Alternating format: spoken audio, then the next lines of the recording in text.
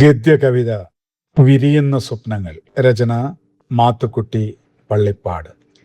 ജനലഴികൾക്കപ്പുറത്ത് ഇണപ്രാവുകൾ കുറുകുന്നുണ്ട്. എല്ലാ പ്രഭാതവും പ്രദോഷവും അവരുടെ ഭാഷയിൽ അവർ സ്നേഹമന്ത്രം ചൊല്ലുന്നു. ദിവസങ്ങൾ കഴിഞ്ഞപ്പോൾ വേദനയുടെ കുറുകൽ, അതും അവൾ മാത്രം. പിന്നെയും രാവും പകലും മാറി മാറി വന്നുപോയി. ജനൽ ചെറുതായി തുറന്നു നോക്കി. 3 മുട്ടകൾ, അതിനു മുകളിൽ അവൾ അടയിരിക്കുന്നു. അവളുടെ കണ്ണുകളിൽ ഈ ലോകം മുഴുവൻ കാണാം. ജീവിതത്തിന് എന്തോ അർത്ഥമുണ്ടായതുപോലെ. കൊടുമുടിയുടെ മുകളിൽ എന്ന പോലെ പ്രതീക്ഷയ്ക്ക് മുകളിൽ അവൾ കവചമായിരിക്കുന്നു. ഞാനും സ്വപ്നം കാണാൻ തുടങ്ങി. മുട്ടകൾ വിരിയും, 3 കുഞ്ഞുങ്ങളുണ്ടാകും. അവർ ചിറക് വിരിഞ്ഞു പറക്കും. പറന്നില്ലെങ്കിൽ അമ്മ കൂടിളക്കി ഇളക്കി അവരെ പറക്കാൻ പഠിപ്പിക്കും. അത് പറ്റില്ല. ഞാനൊരു തീരുമാനമെടുത്തു. പറക്കമുറ്റും മുൻപേ അവരെ കൂട്ടിലാക്കണം.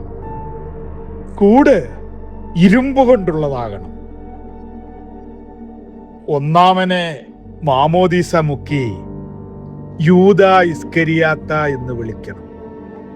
അവൻ ഒറ്റുകാരനായും പണത്തിനു വേണ്ടി എന്തും ചെയ്യുന്നവനാക്കണം. പണം കുന്നുകൂടുമ്പോൾ നിലങ്ങളെല്ലാം വാങ്ങണം. അവിടെ കുരിശുയുദ്ധങ്ങൾ നടത്തണം. അങ്ങനെ ആ നിലങ്ങൾ രക്തനിലങ്ങളാകട്ടെ. രണ്ടാമനെ മൺമറഞ്ഞ ശിലകൾ ജ്ഞാനദൃഷ്ടിയിൽ കണ്ടുപിടിക്കുവാനും മഴുവെറിയുവാനും പരിശീലിപ്പിക്കണം. അവൻ പുരാതന ആലയങ്ങൾ പൊളിച്ചെടുക്കട്ടെ. മഴുവെറിഞ്ഞ് കടൽ കരയാക്കട്ടെ. അത് ഞാൻ എൻ്റെ രാജ്യമാക്കും. ഞാൻ സംസാരിക്കുന്ന ഭാഷ അവരും സംസാരിക്കണം. ഞാൻ പഠിപ്പിക്കുന്നത് അവർക്ക് വേദപാഠമാകണം. ഞാൻ തൊടാത്ത ഭക്ഷണം അവരും തൊടരുത്. ഞാനായിരിക്കും ആദിയും അന്തവും. 3ാമത്തവൾ പെണ്ണായതുകൊണ്ട് വിശേഷമായ കൂടൊരുക്കണം. കൂട് കാരിരുമ്പിൽ പണിയണം. പുറത്തേക്കൊരു ദ്വാരം പോലും ഇല്ലാത്ത കൂട്. തീറ്റ ഞാൻ കൊടുക്കുന്നതേ കൊത്താവൂ. തല മുതൽ പാദം വരെ മൂടുപടമണിയിക്കണം. അവളുടെ ആകാശം ഇരുമ്പുകൂടാകണം.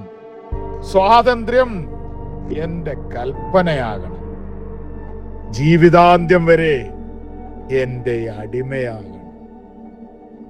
ഞാൻ കൈയൊന്ന് ഞൊടിച്ചാൽ അവരവിടെ നിൽക്കണം.